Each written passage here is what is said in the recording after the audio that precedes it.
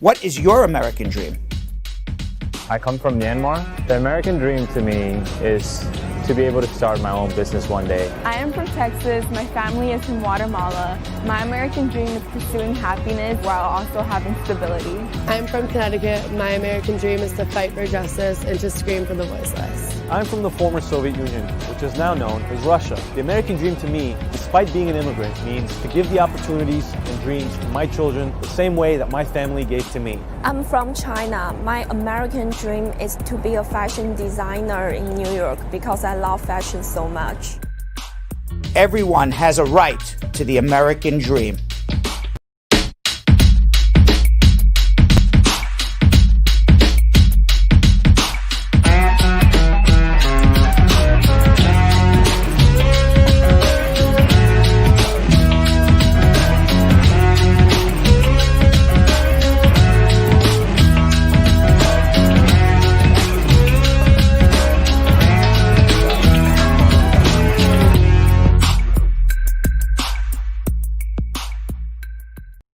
Welcome, everybody. It is January 13th, 2021, 7 days after the attack on the Capitol by a mob of extremists who were sent there by Donald Trump to try to stop the Electoral College vote, perhaps even overturn the election 7 days ago, and now Donald Trump has been impeached.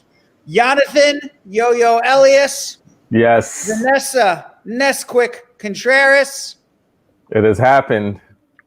I didn't get the yellow memo today. I don't think Vanessa did either. I don't want to say what is quite obvious. Quite obvious as you come on our. It's nice, the diversity.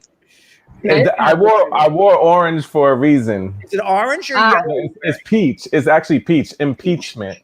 Oh, we see what you did there. We see what you did there, Dr. Love. There you go. Vanessa, you are wearing what? You know, it's more of like a nudish, I'm like just always neutral, just right here to balance things out. Did you say a nudist one for Hump Day, perhaps? Oh. I have no black turtleneck jokes, but let's say hello to the squad. What?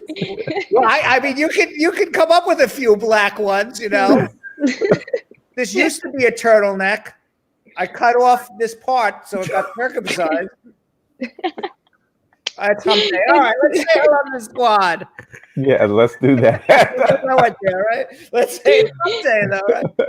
Say hello to the squad. Vitalis, squad up. Casey Ben, square up.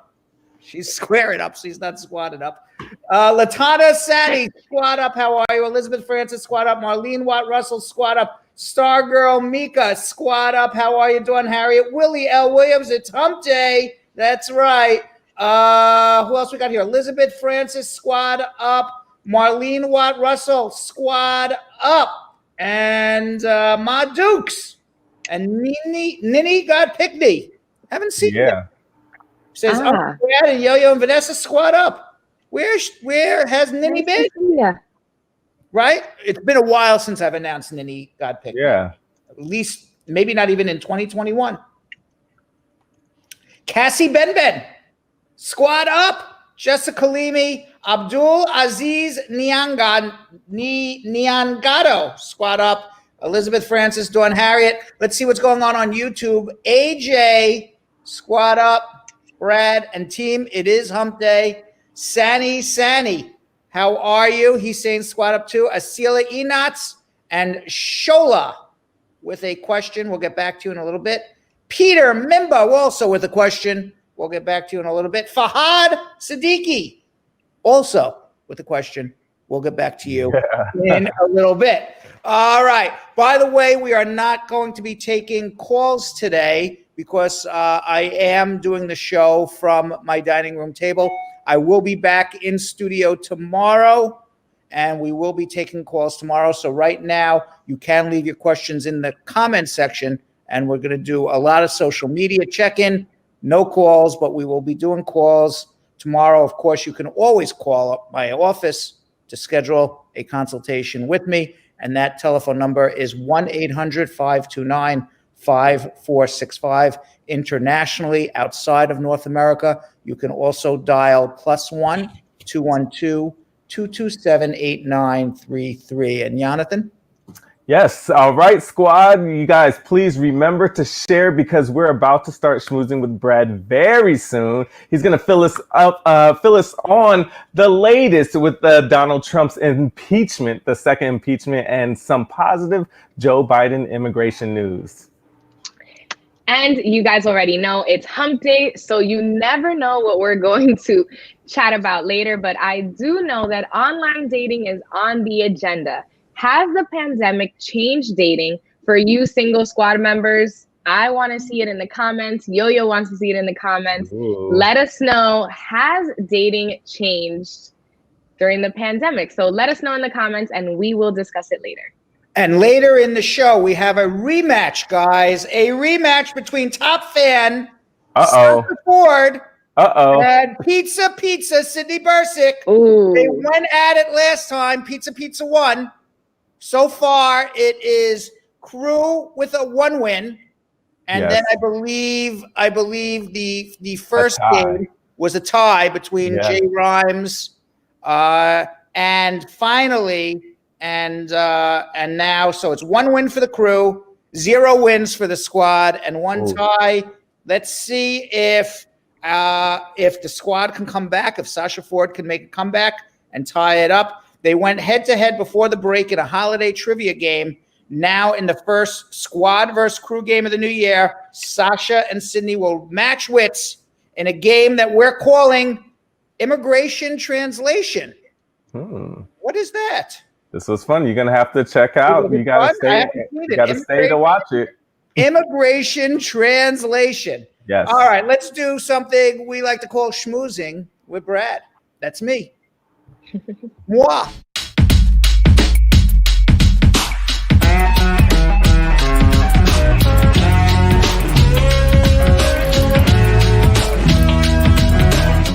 I felt like Rodney Dangerfield there for a second.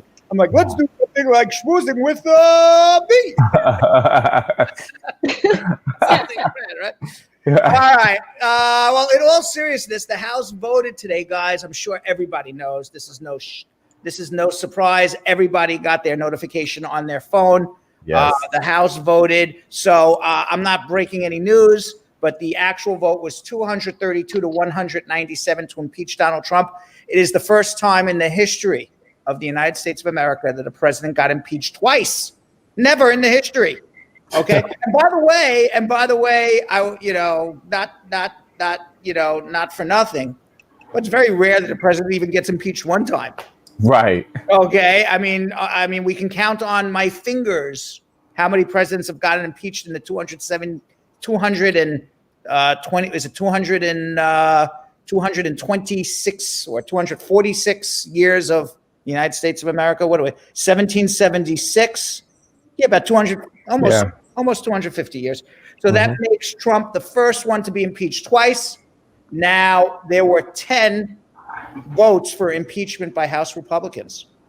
On the first impeachment, it was straight on party lines, but 10 House Republicans sided with the Democrats and said, enough is enough. Get this pumpkin out. Yeah. Okay, the impeachment article now moves to the Senate. We've done this before. Remember, the House of Representatives is the grand jury, so to speak. They're the ones who issue the indictment. So if this was a criminal case, this is the indictment, the impeachment.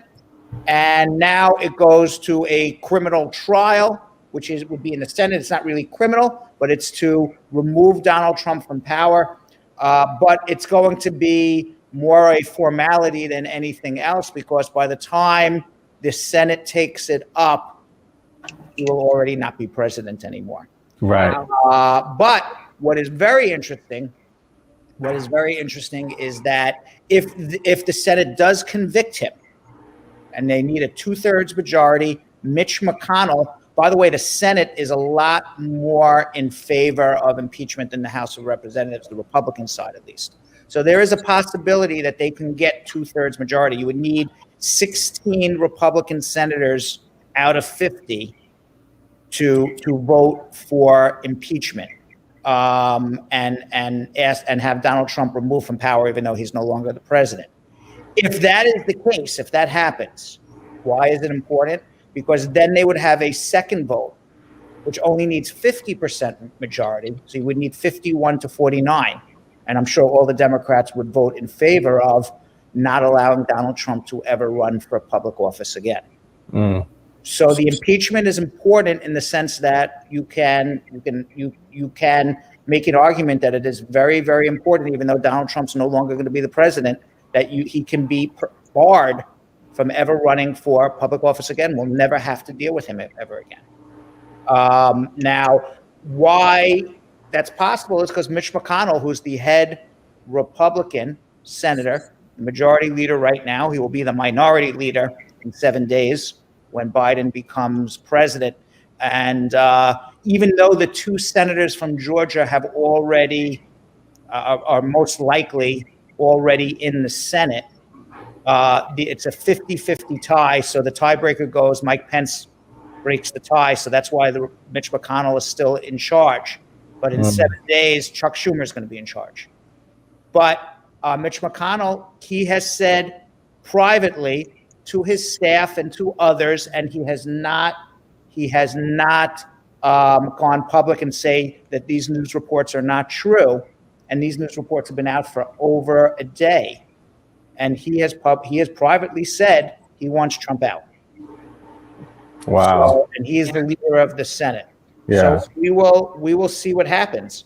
Now Trump so quiet. Was so quiet because there's no tweets. Right. There's no Twitter. You know what? Messenger bird. It's actually kind of weird.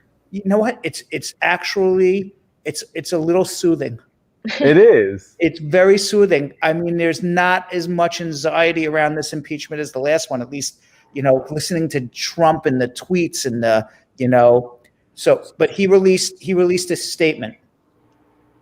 And in the statement, he writes, in light of reports of more demonstrations, I urge that there's no more violence, no more law breaking, no vandalism of any kind. It's not what I stand for. It's not what America stands for. I call on all Americans to ease the tensions and calm the tempers. Thank you.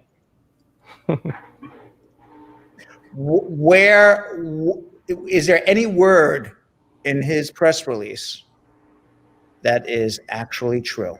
He is the one who caused all of this. This press release is just called CYA, cover your ass, you lost, period. Right. And now he's trying to cover his ass so he doesn't have criminal liability and he doesn't have perhaps have the Senate vote to bar him from ever running for office again. Now, what is very interesting is that yesterday the New York Times detailed Mike Pence's unwillingness. Some people are calling him a hero. I'll give you both sides of the coin. Some people are calling Mike Pence a hero because he did not cave to Donald Trump's bullying demands. And I'm quoting Donald Trump when he demanded that Pence overturn the Electoral College because he was in charge of the vote on that day on January 6th, 1 week ago.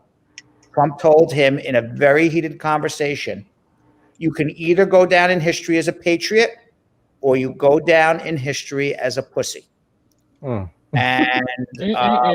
And Mike Pence, he followed the law.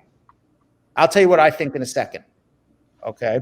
Mike Pence followed the law and he did not cave to Donald Trump because he could have. And had he done so, we would have had a constitutional crisis because the Electoral College would not have voted in favor of Donald Trump. It would have been a situation where the Electoral College perhaps would have voted against the will of the people. So, and you could also, I would make a bigger case for the Secretary of State of Georgia, who also did not cave, also a Republican. to Donald Trump. But I don't see Pence as a hero personally. I don't either. And I'll tell you why. Because a lot of people are calling him a hero. Right. You're not a hero For doing his job. for doing your job. Exactly. You're not a hero for having integrity. You're not a hero for following the law. Okay. It's like saying, you know, hey, Yo-Yo, Vanessa, let's go down and rob the bank. Come on. You're either going to go down in history, Yo-Yo and Vanessa, if you don't rob this bank with me as a pussy. But if you rob the bank, you're going to be a patriot. Okay. And you don't rob the bank. You follow the law. Why are you a hero? Doesn't make me a hero. It doesn't make you a hero. What would have made him a hero? Had he stood up after Charlottesville and told Donald Trump, you're wrong. There are not good people on both sides. That part. What would have made him a hero is if when they started putting children in cages, he stood up and said, Donald Trump, you're wrong. You don't put children in cages. There were so many times when Mike Pence could have stood up. But I think, actually, he is going down in history as a pussy. So, you know, it's my 2 cents on it. What do you think? I feel the same way. I feel a hero, like you said, a hero isn't someone who is just following the law, who's doing his job. That is what he was sworn into office to do. A hero to me is someone like Stacey Abrams, a shero that went out of her way to make a difference, you know, without anybody asking her to do it or threatening her or any kind of scandal that came with it. That's not a hero. What about, to me, a hero is somebody who goes against popular opinion and stands up for a position. Even amongst a large crowd. Right, who stands up for a position that is against popular opinion. And it turns out that he or she was right. Right. That to me is a hero. I can name a few. But that to me is a hero. That part. Meanwhile, the Times, to kind of bring this full circle, they're speculating that Pence's break with Trump was because Trump sent the angry crowd into the Capitol. And if you see some of those videos, it was really violent in there. Yeah. And he did not stop it. And Pence and many others actually feared for their life, that this mob would kill them. And Pence was scared, and as well as many other congressmen and senators. And as a matter of fact, Pence didn't speak to Trump for 5 days after this. So, I think Pence and Trump have a breakup now. Yeah. But no hero. Now, just a couple of reminders of what Donald Trump did to incite this. He tweeted right before the big protest. He wrote, "Big protest in D.C. on January 6th. Be there, will be wild." On Wednesday at 1 o'clock, as the joint session began to elect Joe Biden, Trump had just given a 1-hour speech to thousands of supporters when he said, "We're going to go to the Capitol. We're going to try and give them the kind of pride and boldness that they need to take back our country." The president added, "If you don't fight like hell, you're not going to have a country anymore." Wow. Trump then returned to the White House. His supporters began streaming out to the Capitol. The New York Times reported that interviews with at least 15 Trump advisors, members of Congress, GOP officials, and other Trump confidants revealed that Trump was watching TV images of the crisis unfold around them and didn't bother to act to stop the crowd, to stop the vandals, to stop the rioters, to stop the people who actually wanted to overturn the election. He was watching it. He was enjoying it. He was encouraging it. That is why he is impeached, and that's why there could be, criminal liability there too. I hope Now, there is. some people are now Trump. Trump says, "Well, I'm going to pardon myself." The Justice Department has already said you can't pardon yourself. Bill Barr, his former U.S. attorney, has said you can't pardon yourself. You can't pardon yourself from your own crimes. But Trump's going to pardon himself anyway. And the reason he's going to pardon himself is because if he is brought to any sort of criminal liability for all of this, he feels he can appeal this for years and years and years, all the way up to the Supreme Court. By the time this case is resolved by appeal, he'd be dead. Right. Because he's 74 years old already. Right. So that's probably what his thinking is. But you can't exonerate yourself from your own crimes. That's what a pardon is. I'm exonerating myself from my own crimes. All right. Like how? Yeah. Meanwhile, the U.S. Justice Department detailed for the first time on Tuesday the scale of its investigation into last week's U.S. Capitol breach. Officials have opened up over 170 investigations. Authorities have already begun making a slew of arrests in connection with the riot. And one of the rioters, a 53-year-old Christopher Stanton of Georgia, died by suicide on Saturday after shooting himself. Do you know one of the arrestees was an Olympic gold medalist? What?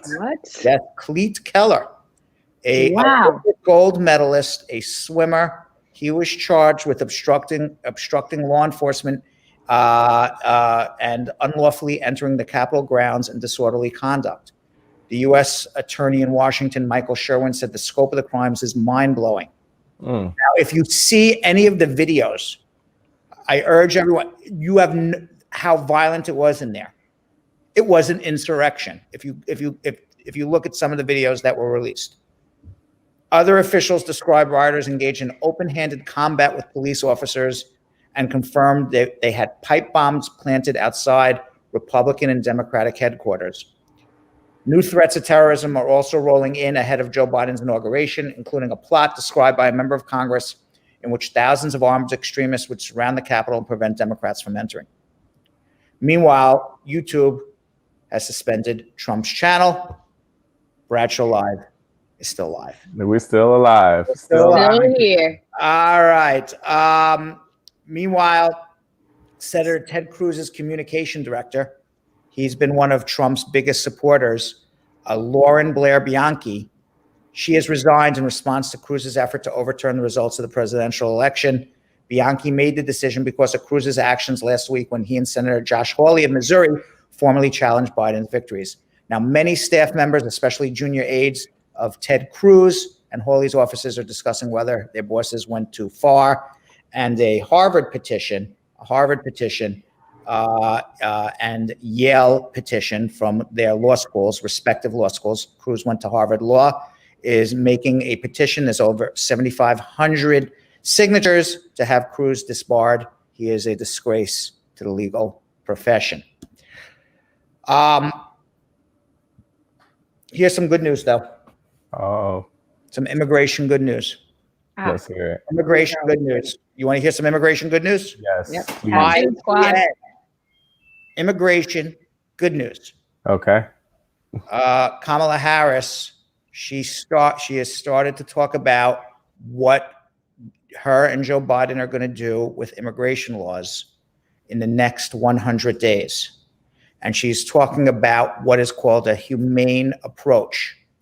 They are going to introduce an immigration reform bill. This is what Kamala Harris said. Within the first 100 days of them taking office, and would grant green cards, allow people who have temporary protected status or had temporary protected status from all the different temporary protected status countries, Haiti, Honduras, El Salvador. There's about 15 of them in total, as well as every person who's been approved for DACA. They will be granted an amnesty, get a green card. It would also include a path to getting a green card for many other millions of people. More than 11 million people may be eligible for this amnesty. We don't know what is involved in the amnesty. I would say this, if you potentially are eligible to apply for DACA, you can do it now. Apply, because it may be a lot easier to get a green card as a DACA recipient than as somebody who is not. So just because you are eligible for DACA and didn't do it wouldn't necessarily qualify you for an amnesty that may be coming up. So for everybody out there, if you qualify for DACA and never did it, do it. Oh, that's Now, good. one of the things that Obama wanted to do in terms of the amnesty that never took off was make, after people get a green card, make them wait 13 years from green card to apply for citizenship. Right now, the law is 5 years. So they're going to extend the period based on this of the time period in which you have a green card before you can file for citizenship. They're going to reduce it now, supposedly from 13 years to 8 years, which is still longer than the 5. The reason is this. The reason they need to extend out citizenship longer, and if this is the price we have to pay to make people legal, to give people dignity, I mean, I think it should stay 5. Yeah. But if given the choice of no dignity, no legality, versus we'll wait a little longer to become a citizen, I'll take that deal all day long, because the last time there was an amnesty was 1986. Oh, wow. I was in 1986, 17 years old. I had a full head of hair. There have been many So showers. I don't know if there will be another opportunity for an amnesty. So if the trade-off is wait longer to become a citizen, but give everybody the dignity of getting a green card, being able to work legally, not having to worry that they're going to get deported or their family member will get deported, being able to travel home, there's a lot of dignity there. Yeah. I'll wait longer. And the reason why, by the way, is for getting the green, making citizenship longer, is they got to get some moderate Republicans on board. And Republicans are generally scared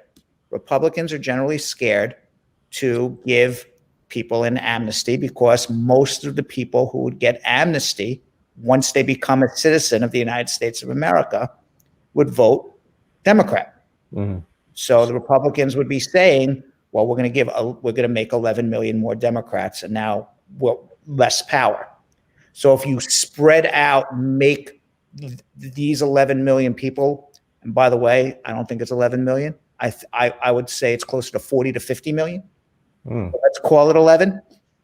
Yeah. But if you string it out longer, and you say, okay, it takes a year or two to get a green card. By the time you process the papers and go for the interview, they got to process millions and millions of people, do security checks for millions and millions of people, and then file for citizenship. It'll be 15, 16, 17 years before somebody becomes a citizen and can vote against me. I'll be out of politics by then.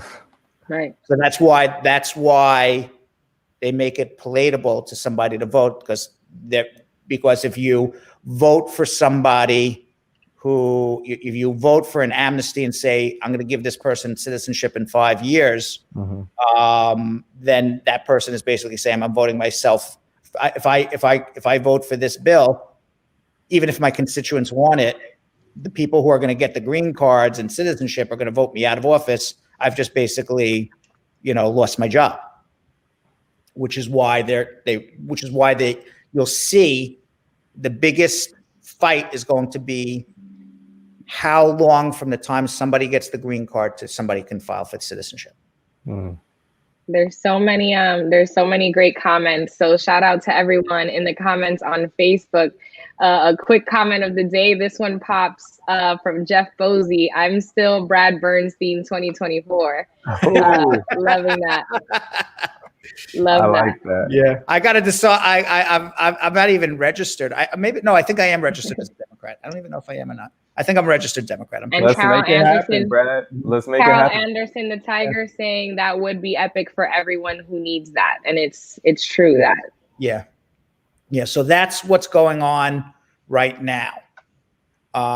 We don't know what will pass. What Kamala Harris says is going to happen is that the way she describes it, that is not how it's going to happen, because there are senators and members of Congress who will decide the legislation. And it's not a situation where the Democrats have a 60, 70% majority in the Senate. It's 50-50 with the tiebreaker to Kamala. And there are many Democrats who are not necessarily extraordinarily pro-immigrants, come from conservative jurisdictions. And there could be some Republicans who are more liberal when it comes to immigration, depending on what state they're from. So there's going to be a lot. So what Kamala Harris says is this is what it's going to be. Don't count on it. It's going to be something. Right. Don't count on it. How grand, how many people will be included in this amnesty? We don't know yet. I do know this. Out of every group, the number one group that, if there is an amnesty, it'll be the DACA recipients for sure. And DACA is open right now. So you can definitely apply for DACA. You'd be a fool if you didn't. Do it right now. You'd be a fool. Now, I may have lost a few votes now from somebody saying, I'm not voting for Brad. He just called me a fool. That's what it is. All right. If you qualify for DACA, I lost a few votes. No, a good politician never calls anybody a fool. Right. Wow. But yeah, you should definitely apply for DACA if you can. So, Brad, about 20 minutes ago, Trump came on the White House Twitter to condemn the violence and censorship. So this just in while we were talking. Right, because what happened is he's still able to go on Twitter as under the POTUS, President of the United States tweet. Right. Now, when he leaves office, the POTUS Twitter account gets transferred to Joe Biden. It doesn't go with Donald Trump. Right. But it's not censorship, Donald Trump. We talked about it already. It is a private company making their own private decisions. And by the way, which we didn't talk about yesterday and I should have, was when we talked about Twitter and Twitter banning Donald Trump, and everyone says, well, there's freedom of speech. But the Supreme Court of the United States says freedom of speech only goes so far. You can't have freedom of speech to incite violence. That is where freedom of speech ends. So you don't have a right to freedom of speech if your speech is going to incite violence. So even if Twitter didn't want to shut him down, inciting violence publicly, you don't have a right to do that. Right. So that, the Supreme Court has already come down and said you can't do that. So it's not a right that got taken away from Donald Trump. He was already inciting violence. That's good to know. Yeah. But anybody else that keep on, throwing out that freedom of speach amendment. Card. So that card. Freedom of speech card. So much. All right. By the way, it is Hump Day, guys. Yeah. Ooh, I saw a lot of camels in the comments. All right. It is Hump Day. I saw a lot of camels. That is right. Vanessa's wearing her nude color today. My nude top. Your nude top. But you're not really nude. And you're wearing your black turtleneck. I'm wearing my black turtleneck. Looking like Steve Jobs. But let's go. It's Hump Day. All right, so our first Hump Day story. Did we see camels? I didn't even see any camels. Yeah, There's a they were camel on hanging. top. They were hanging out. there Right they over are. here. Right next There we are, to there we are, Netflix there we head. All right, so a throuple, which we learned recently on a different Hump Day, is a 3-people relationship in Seattle, Washington. They're identifying as a fairy, a troll, and a leprechaun. God. All right, basically, it's 3 wackos who made the news. Yeah. The throuple, Princess Fairy Lolly, the troll, and the Eon the leprechaun are living out the fairy tale romance of their dreams. Spellbound by love, the 3 humans turned mythical creatures are building a dream haven together in their polyamorous relationship. Princess Lolly has explained that we are in what we would call a very closed polycule. We consider ourselves a closed family unit. Lolly first realized she was a mythical marvel many years ago as a youngling.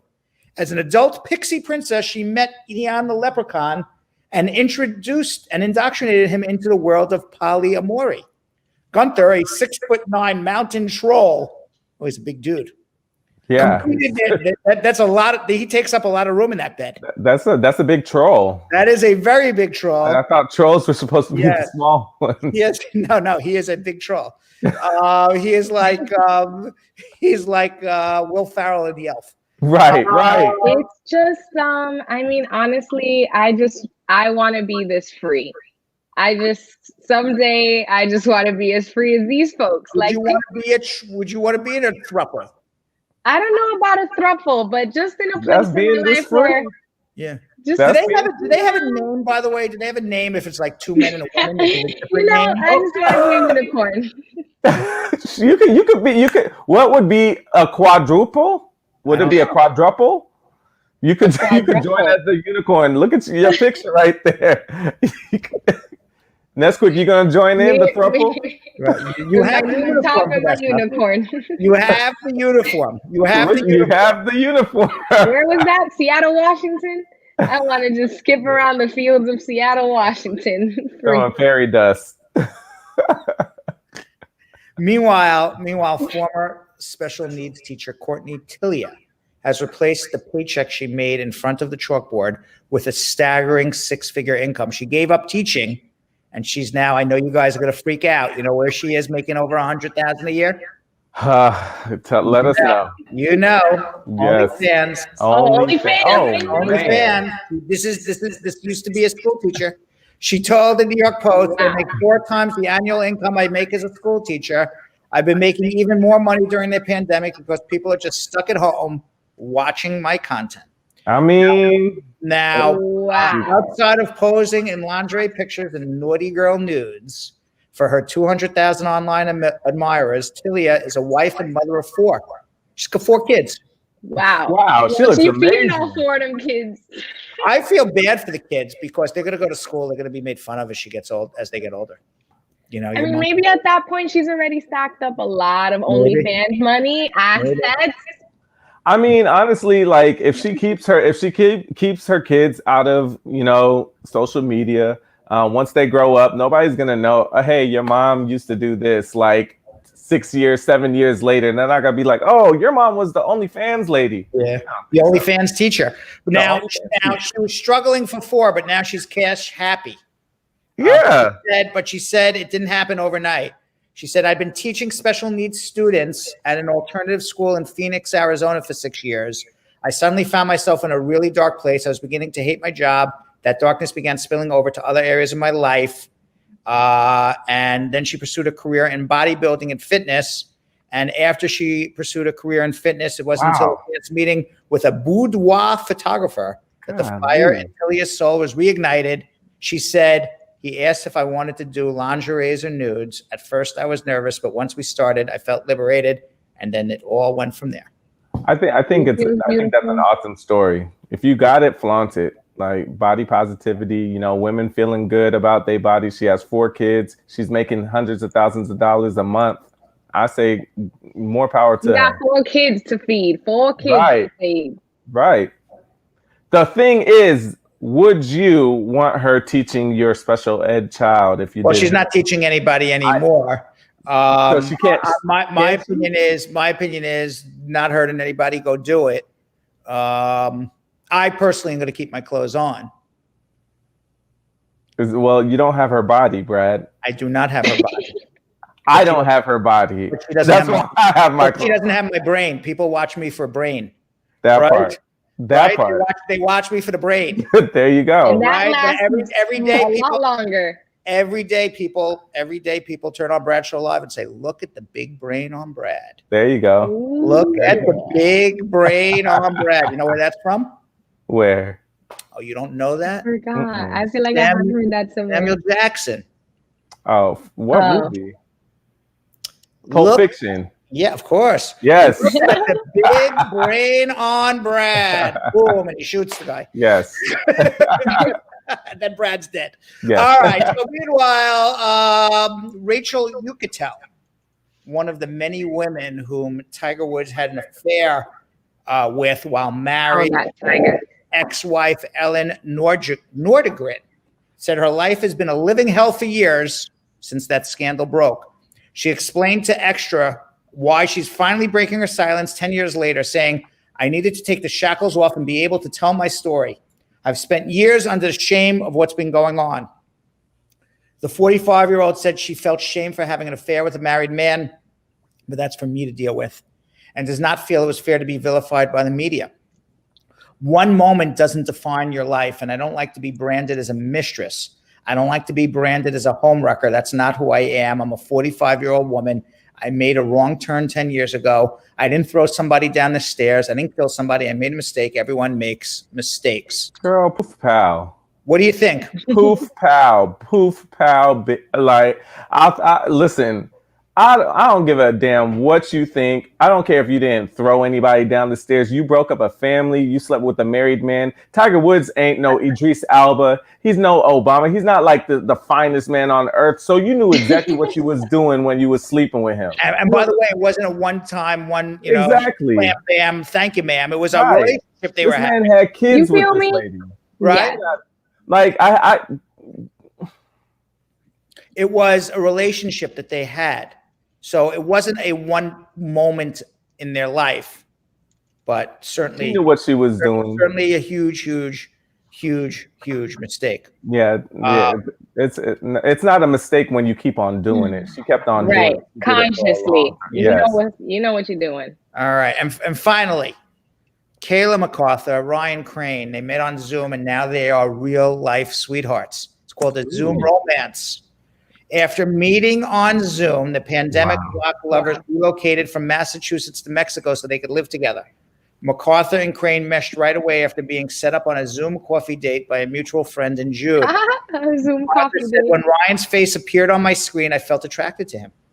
As we spoke, I realized he was as passionate about traveling as I was. Before lockdown, he went on a solo trip around the world. Crane, a wellness manager who sold all his possessions to travel the world in 2018, was just as impressed with MacArthur, who spent several weeks in Bali. Although I went into the conversation thinking it would be more of a friend connection, I did immediately notice how beautiful she was, and I was very attracted to her. After, they call it zating. Have you ever heard that term? Nope, never. No, but it makes sense. It's a Zoom date. It's called have a zate. It's like we have a zate with the squad every day. Right. So it's zating for a few months. In August, the digital darlings decided to ditch their desktops and just do it. And they made a human connection. They flew to Mexico, and they've been living there ever since. Crane said, when we met for the first time in our Airbnb living room, I remember thinking that she had a glowing energy. She had bought me eggs and some fruit for breakfast from the day before, so I knew she was a very thoughtful person. The couple kept their relationship casual, but Crane was sure he'd fallen for her after only 2 weeks of living together. He asked MacArthur on a date. She was hesitant. I wasn't as sure if Ryan was the one for me. It wasn't until Crane left for a weekend trip to Acamal, a small town on Mexico's Riviera Maya, that MacArthur realized he was her forever man.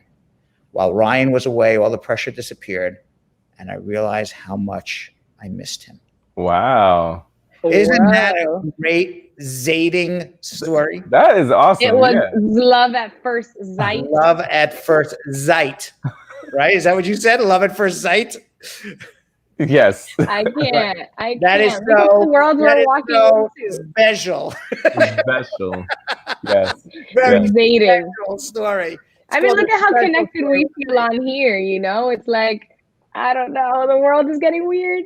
By the way, very tame hump day this week. I like No, it. I like this. These stories were great. Very, very, very PG. Right. I should have told my mom to watch this episode. Yeah. This was mom approved. Right. Yeah, I liked it Mom though. approved. I liked it. All right. Well, that was our Schmooze and Hump Day, guys. In today's For Education, I'm going to answer the question. My marriage broke up and I haven't gotten my green card yet. What should I do?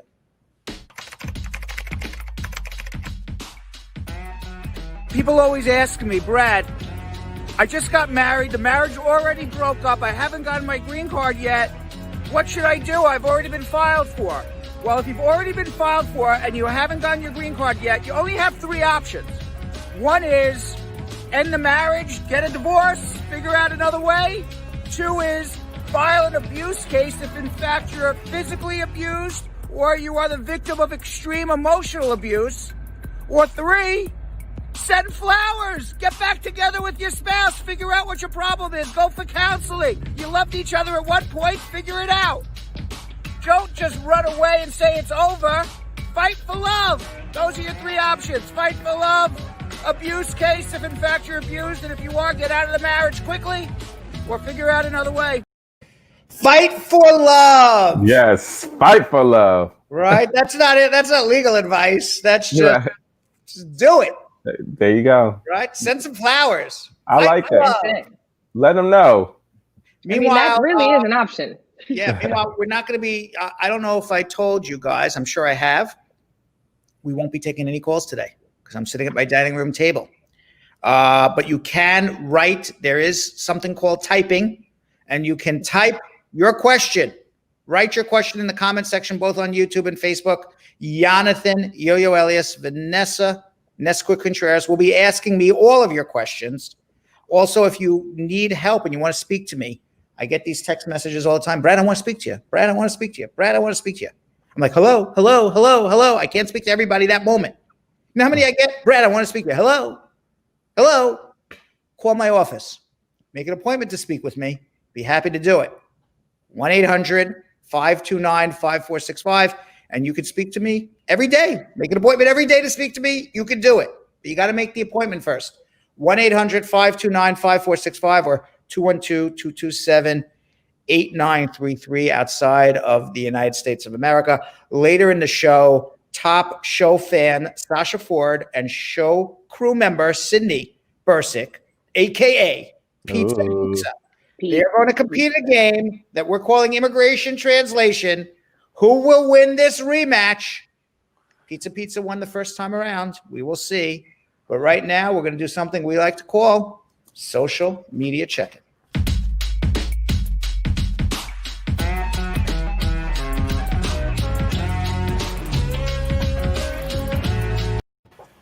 All right, squad. Our first one comes from Anne-Marie Anderson on YouTube asking, I'm doing an AOS family-based petition for the parents of U.S. citizens. What documents does my sponsor need to have?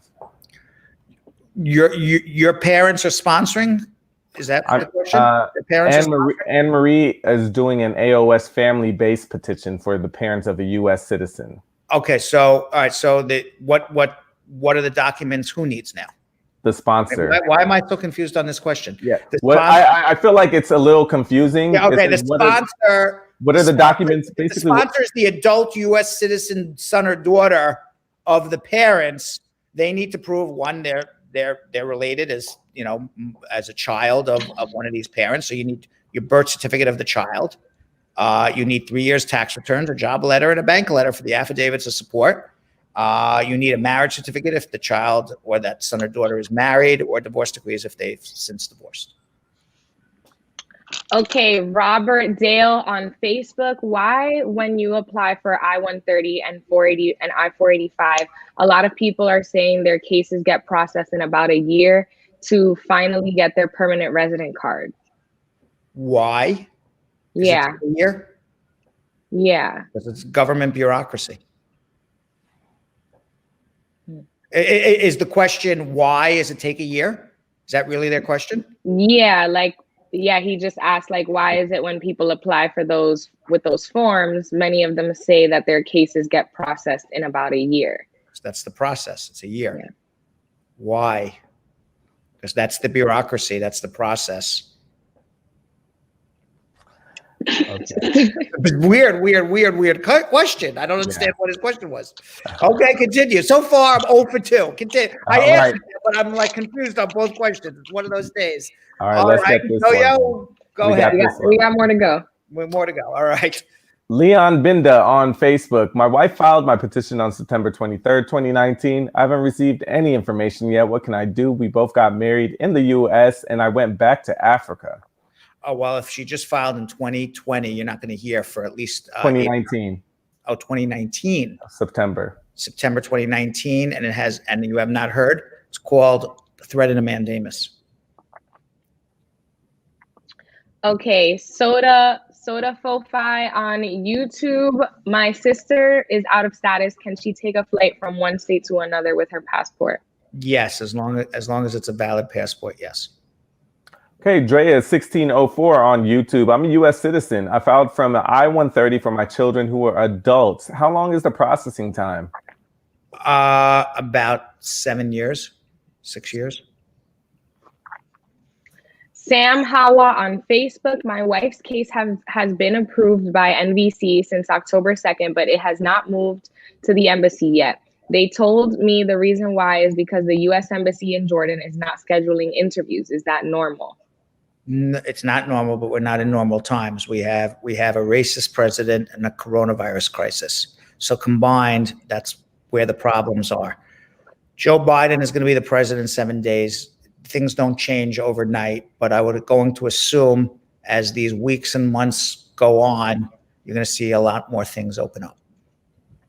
Okay, Mary Young on Facebook. I just passed my interview for naturalization the other day, and I'm waiting for my oath ceremony notice. My question is, when can I apply for my 15-year-old son's naturalization?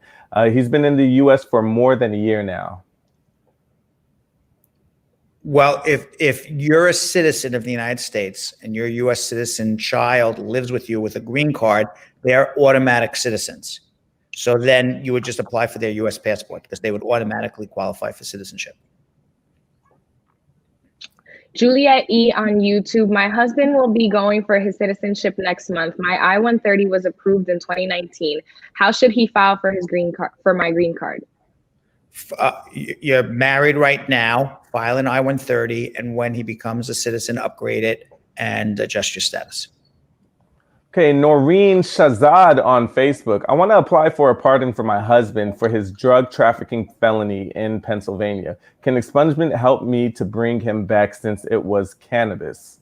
No, expungement doesn't help anything. You got to vacate the conviction. Expungement means that you were convicted and now they're going to write off this conviction. But there was a period of time that a conviction stood for you. And therefore, if you were convicted at any time of any drugs or cannabis, can't return to the United States ever unless it's 30 grams or less one-time possession of marijuana. If you vacate a conviction, vacating a conviction means the conviction was illegal from the beginning. If the conviction was illegal from the beginning, then everything that happened after is also illegal. And that's why vacating is successful to get people to return. Expungement is not. Now, person's talking about cannabis. There's a very good chance that over Joe Biden's term, cannabis, marijuana becomes legal. Now, because it is legal, it's off of the list of drugs that prevents you from getting a green card or prevents you from entering America. Now we're talking a different story. Mamet Christian on Facebook. If you applied for a removal condition and got a receipt notice from USCIS in October of 2020, how long does it take to receive your 10-year green card through marriage? Say it again. If you applied for removal condition and got a receipt notice from USCIS in October of 2020, how long does it take to receive your 10-year green card through marriage? At least 18 months. Okay, Don Harriet wants to know what's next after the impeachment, Brad? It goes to the U.S. Senate. It'll go in about a week. The Senate has to have a trial. Remember last time the trial was all Republicans voted no impeachment. Yeah. All Democrats voted in favor, and Trump won 52-48. Well, you need 66 numbers are looking votes, but different. there's a lot of Republican senators who may vote to guilty as charged. Zain Tahat on Facebook, I lost my green card and I paid the fee for I-90 for the replacement in December of 2020. In the meantime, USCIS has scheduled my naturalization appointment for next month. In the letter, it indicates that I have to bring my green card. Is it going to be a problem if I go into my interview without my green card? No, just bring proof that you filed to replace it. Just bring the receipt notice. It is what it is, and bring your passport so you have photo ID. Fahad Siddiqui on YouTube. Why is USCIS issuing more decisions that cannot be made on N-400 applications? A lot of people without arrest are waiting for the decision on the N-400. You have a president who's a racist who doesn't want people to become citizens, because the people who are going to become citizens are not going to vote for his party. So they purposely delay. Peter Mimba on YouTube. How long should I take to remarry after divorce? I am 10 years older than my wife, and the officer said that he doesn't believe us and is still reviewing my case. What are the chances of me getting my green card? P.S. My marriage is real. Get married the next day. 10 years is not a big deal. I haven't been married to anybody 10 years younger than me, but I've dated somebody 10 years younger than me, and it was real. Okay, Shola on YouTube. I got my advanced parole EAD card through the EB2 NIW. Can I run a YouTube monetize it channel in the US that is not related to my work while my I-485 is pending or after my green card? Absolutely.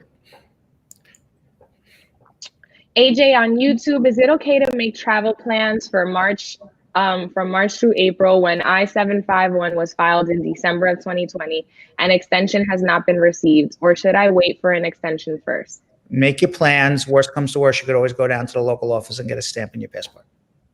All right, and that's it for right now. Oh, okay. Well, by the way, if you don't get your immigration questions answered here, you could always follow me on Instagram at Real Brad Bernstein. And if you do follow me at Real Brad Bernstein, you can drop me a DM on my Instagram. It's usually where you will find me, and I'll be happy to answer your question or help you out as best as I can. You can ask many people in the squad. I do answer questions. I see right now people are asking me questions sometime later today or tomorrow morning. I will probably answer them all when I get a chance to look at my phone. So just follow me at Real Brad Bernstein. You could also follow us at Bradshaw Live on Instagram. If you follow us at Bradshaw Live on Instagram, as I always say, you can't handle 2 hours of our show, but can handle 2 minutes. Instagram is a place to go, at Bradshaw Live on Instagram. And Yo-Yo and Vanessa?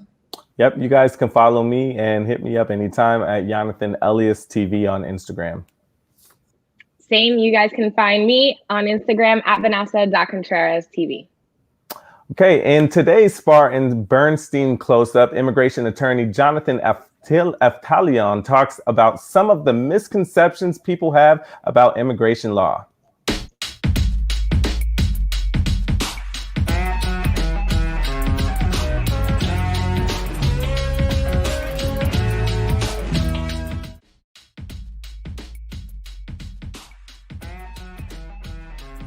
Some of the biggest misconceptions about immigration law is people think that they cannot be helped, and they're living in fear that ICE is going to pick them up any day.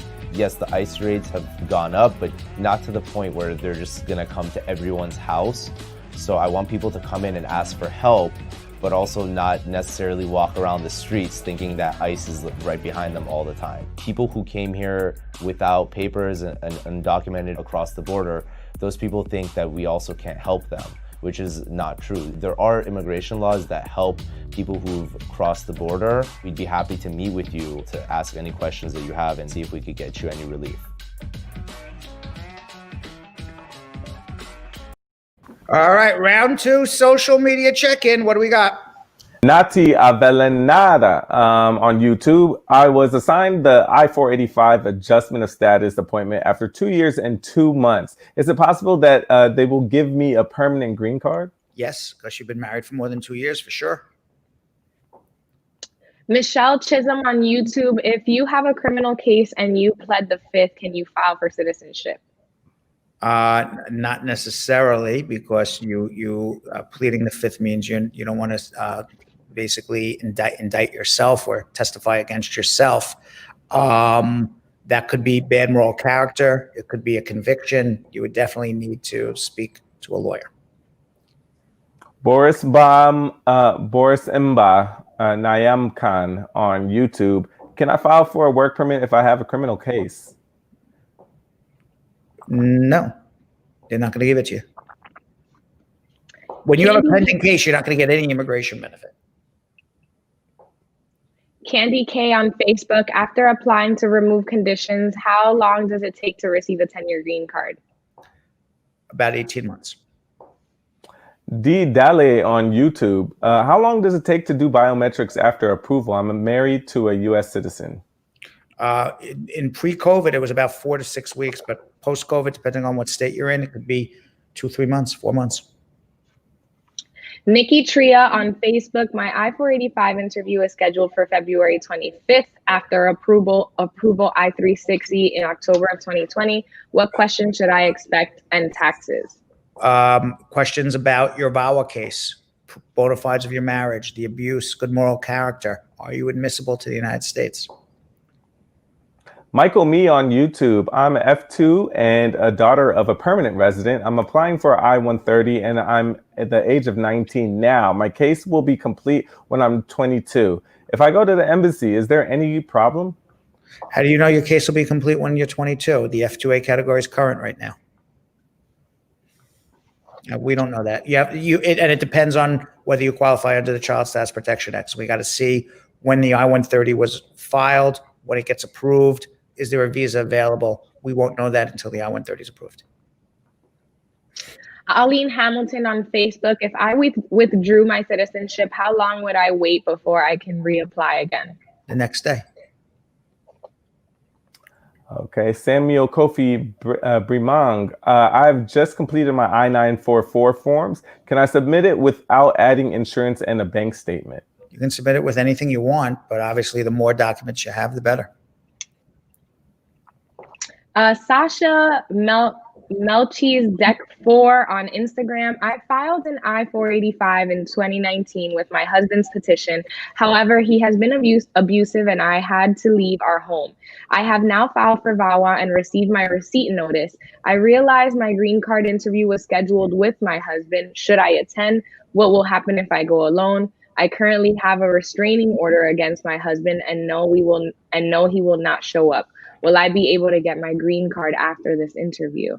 Go on your interview alone. Bring proof of the restraining order.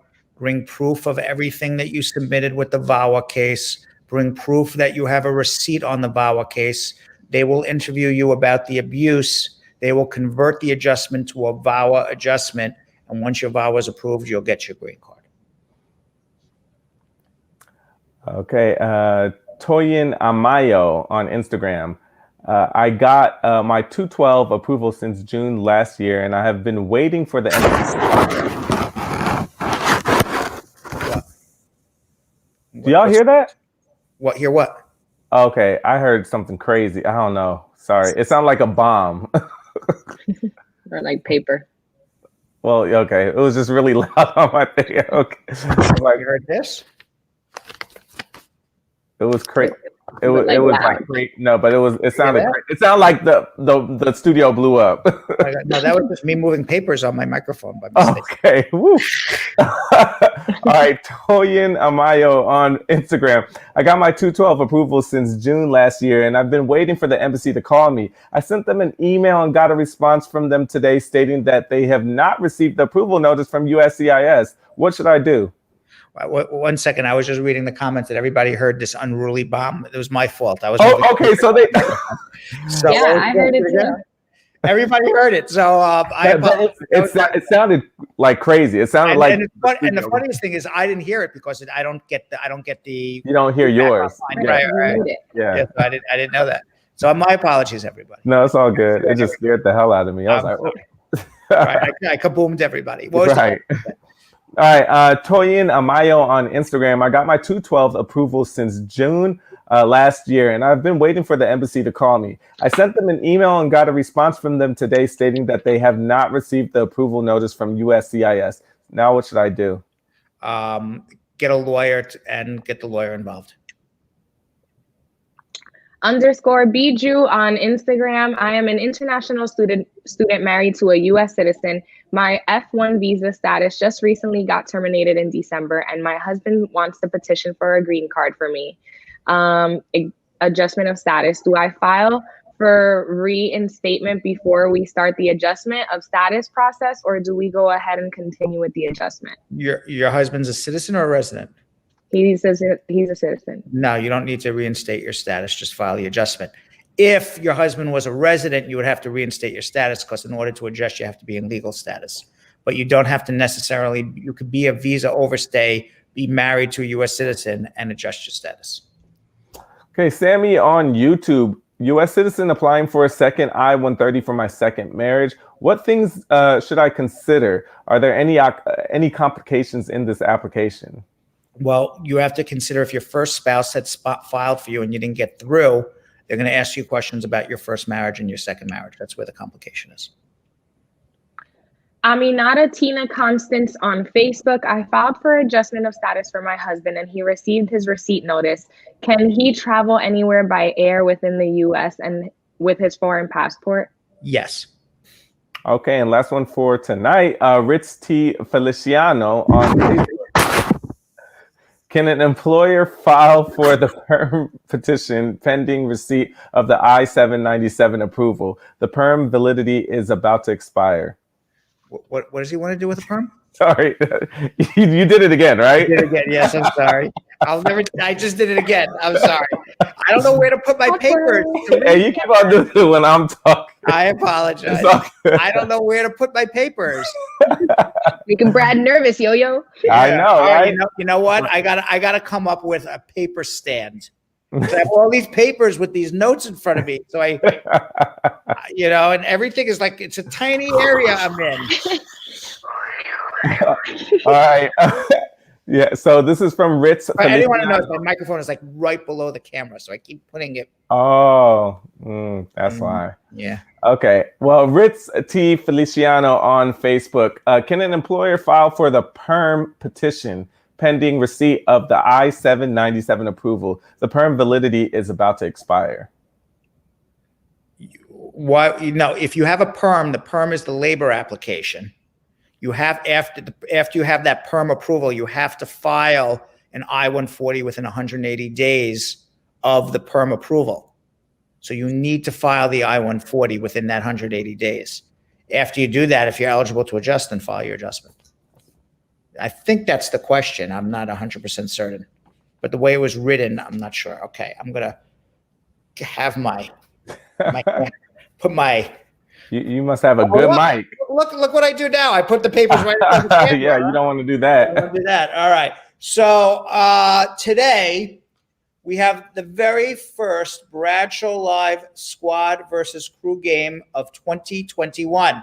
And it is a rematch. That's right. Before the break, Sasha Ford and Sydney Bursick, a.k.a. Pizza, went head-to-head in a game of holiday trivia. Sydney beat Sasha in that round. So today they are matching wits again in a game of immigration translation.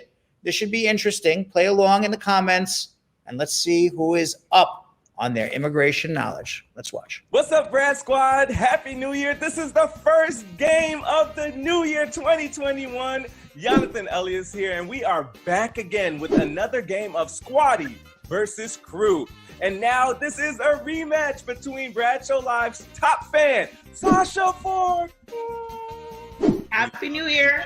Yeah, Happy New Year, Happy New Year. And also, of course, we have our very own Bradshaw team member, Sydney Bursick, also known as Pizza, pizza. Pizza, and reigning champ of our last year's game, Sasha. I'll just say that. Just saying. Listen, I came with my game this year. That was 2020. This is 2021. Let's bring it. All right, it's a new year. New year. Battle of the S's. You already know I love this head-to-head competition, and I can already feel the fire between y'all two. Versus. All right, so now today we're going to be testing your knowledge of certain immigration terms in a game we're calling Immigration Translation. Each of you guys have your pen and paper, right? Yes, we do. Okay, so now I'm going to read the question. You both write down your answers. Then I will count to 3. Then you throw it up, and I'm going to let you know who got the question right. All right? Yes, sir. Okay, and squad, y'all already know. I need y'all to play. Sasha, let your people know. Let the squad know that they need to play. Come on, squad. We're gonna play in the comment section. All right. So now, good luck to you both. We're ready to start. All right. Number 1, if you decide to sue the government, you would do and file what? A, a mandamus. B, a class action case. C, an adjustment of status. D, a cancellation of removal. 1, 2, 3. Ding, ding, ding. That was an easy one. Yeah. All right. The Battle of the S's started off good. So a writ of mandamus is a petition you or your lawyer must prepare and file with a federal district court after waiting months or even years for USCIS to finalize a pending case with no response. Now, as Brad always says, a mandamus means you are suing the government to do the right thing. Do the right thing, government. Number 2, what are you applying for when you file an I-765? Is it A, application for naturalization, B, application for employment authorization, C, application to adjust status or as a registered permanent resident, D, petition for alien relative? 1, 2, 3. Ding, ding, ding! Sasha Ford for the lead! Oh my gosh! B, application for employment authorization. Yes! Yeah! So immigrants who are in the United States may file a Form I-765, application for employment authorization to request employment authorization, and an employment authorization document, which is EAD. So good job. All right, number 3. How long does it take to become a permanent U.S. citizen after getting your green card if you are not in the U.S. military and not married to a U.S. citizen? Is it A, 6 months, B, 1 year, C, 2 years, D, 5 years? Okay, ready. 1, 2, 3. Wow. Ding, ding, ding. Both got it right. Woo! Okay. Yes. Woo! So if you are a U.S. permanent or conditional resident, that is someone with a green card, the basic rule is that you cannot apply for U.S. citizenship until you have lived in the U.S. as a lawful permanent resident for at least 5 years. Or as Brad always says, you should file for citizenship 4 years, 9 months, and 3 days after you get your green card. All right? Good job, guys. All right, number 4. What type of visa do you file when you come into the United States as a student? Is it A, B1, B, F1, C, J1, or D, M1? Okay. 1, 2, 3. Ding, ding, ding! Sydney, aka Pizza, you got it right. It is an F1. So the F1 visa is a U.S. student visa, and that's given to international students who want to attend educational institutions in the United States. Now, number 5, when you apply for a K1 visa, which is a fiancé visa, how many days do you have to get married? Is it A, 35 days, B, 90 days, C, 180 days, or D, 365 days? Okay, 1, 2, 3. Ding, ding, ding. Sasha Ford got it right. 90 days. It is 90 days. We hear this all the time. So the K-1 visa, also known as the fiancé visa, allows the engaged partner of a U.S. citizen to enter the United States as long as the couple gets married no more than 90 days later. So the newly married spouse can then apply for a permanent residence, which is a green card based on marriage. So anyone who watches Brad Show Live, like I said, or is a fan of 90 Day Fiancé should know the answer. So now, number 6, we all know what VAWA means, correct? Mm-hmm. So VAWA, the Violence Against Women Act, enables an abused spouse, parent, or child of a U.S. citizen or green card holder to apply for a green card without the abuser's knowledge, so the victim can be safe and obtain lawful status and independence from the abuser. Now, what year was VAWA first passed by the Congress? Is it A, 1978, B, 1985, C, 1994, or D, 1997? Oh, I didn't know this one. Yeah, well, oh my goodness. 1, 2, 3.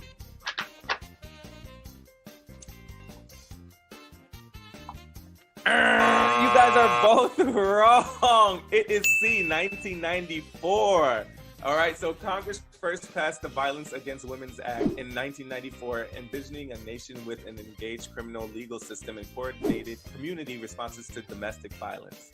Now, number 7, U.S. immigrants make up for what percentage of the U.S. population in 2015? Is it A, 6.2%? B, 14.4%, C, 26.3%, or D, 40%? Ready, 1, 2, 3.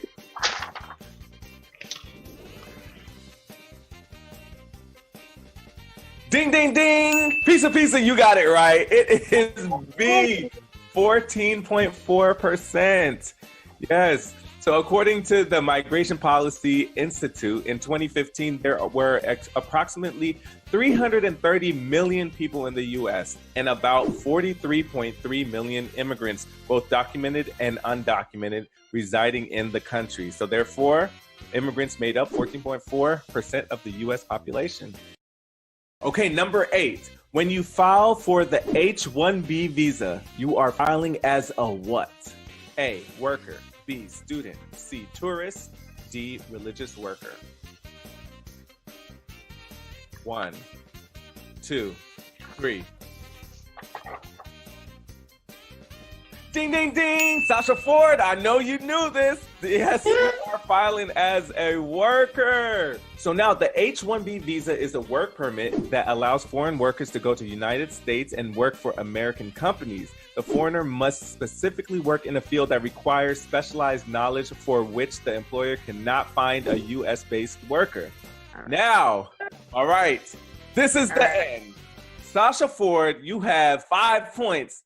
Pizza, aka Sid, you have 4. I will do what we always do.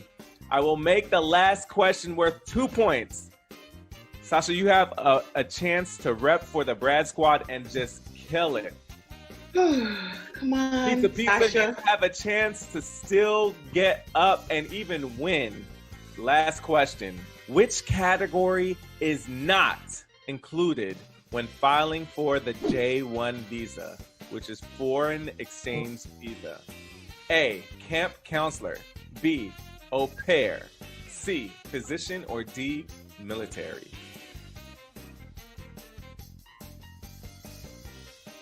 Ready? 1, 2, 3.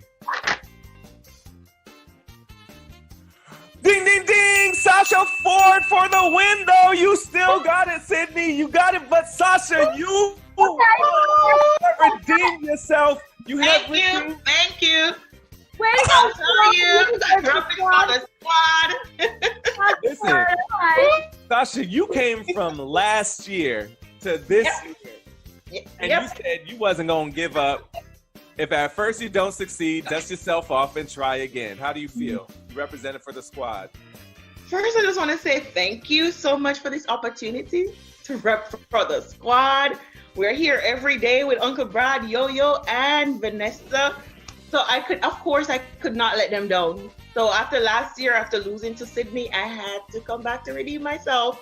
So I did it for the squad. Yeah, you sure did. I'm even proud. I gotta say, I'm even happy. Way to go. Thank you. Listen, Battle of the S's, it's still 1-1. You guys are always welcome to come back. We'll probably be back, okay? We'll probably be back. Yeah.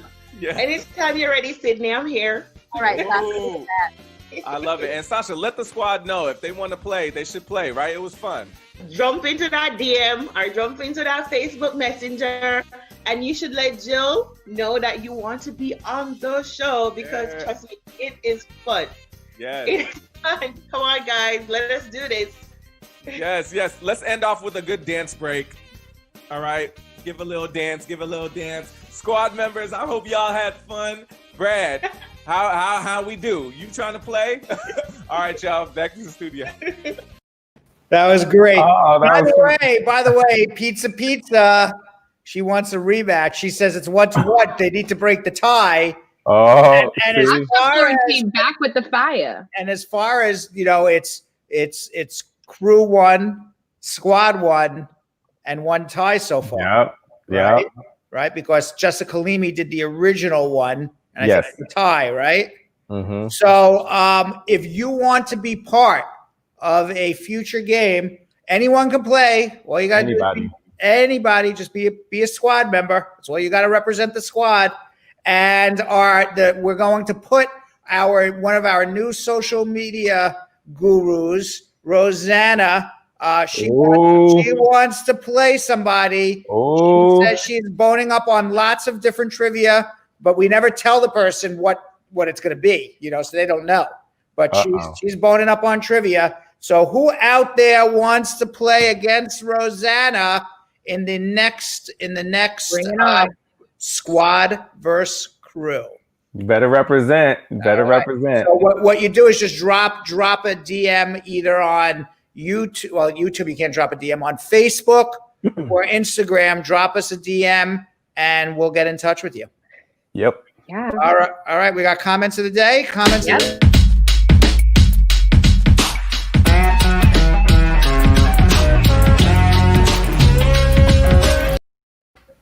All right. Our first comment of the day comes from Yulene King saying, "Hey, Brad, Yo-Yo, Vanessa, squad up. Always a pleasure. I shared your show with a few friends. I just want everyone to know Brad is the god of immigration. You guys are the best." Thank you. That's great. Perfect. That's awesome. We love the sharing and we love the accolades. So, right, that was a great comment. It was.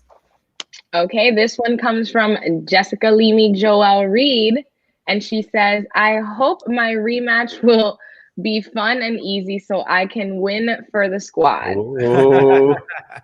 But they are already ready. Believe me, it's easy for the crew too. So, All right, and we have one from Elizabeth Francis saying, "I have learned so much from Uncle Brad's show. I gained so much knowledge that I can even pass it on to others. Thanks, Uncle Brad. You're leading by far." Thank you, Elizabeth. I appreciate that. Yes. Maxine Gowie, she says, "Squad up, family. I am still at work, but had to take a peek at my favorite evening entertainment and information show. Where can one get the latest immigration news and updates instantly?" Not too many places. Not too many places. That's right. Not too many places. All right, and last one for this evening comes from Carol Anderson, the Tiger, saying, "Brad, that's why you get the job done, because of your big brain." Yeah. Yes, you know how many people, how many people, I've heard that line so much. Every time it says Brad, and they always go to me, "Look at the big braid on Brad." I know you're like, oh, okay. Yeah, I've heard that one before. Very original guy, Right. All right. Anyways, we'll be back in studio tomorrow to take your calls. So we'll have a bit of a longer show tomorrow. Thanks for watching. We'll see you all tomorrow. Peace out.